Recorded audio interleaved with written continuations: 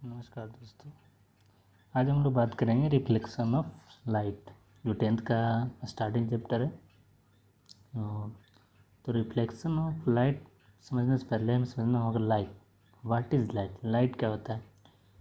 देखिए, लाइट एक electromagnetic wave होता है जो बिना किसी माध्यम में, इलेक्ट्रोमैग्नेटिक वेव कहने का मतलब क्या, जो किसी भी मीडियम की जैसे मूवमेंट करने के लिए किसी मीडियम की ज़रूरत ना पड़ता है, उसे इलेक्ट्रोमैग्नेटिक वेव बोलते हैं। तो लाइट भी क्या है? एक इलेक्ट्रोमैग्नेटिक वेव है। तो यहाँ हम बात करेंगे रिफ्लेक्शन ऑफ लाइट।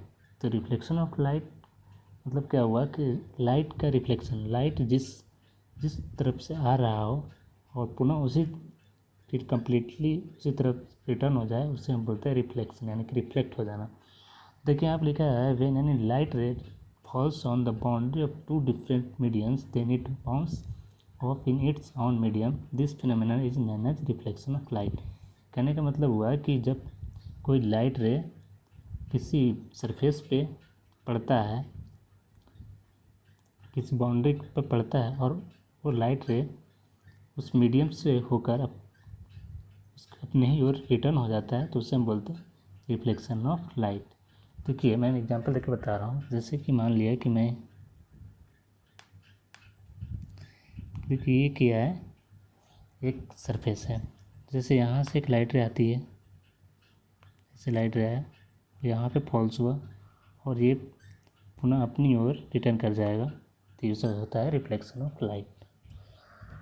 तो ये हुआ आपका रिफ्लेक्शन ऑफ लाइट। और इस रिफ्लेक्शन ऑफ लाइट में देखिए दो चीज़ होता है कि एक जो लाइट रे किसी बाउंड्री या सरफेस पे पड़ता है, स्ट्राइक करता है, उसे हम बोलते हैं इंसिडेंट रे, आने वाली रे। और जो रे होता है, जो बाउंस बैक हो जाता है, रिटर्न हो जाता है, उसे हम बोलते हैं रिफ्लेक्टेड रे।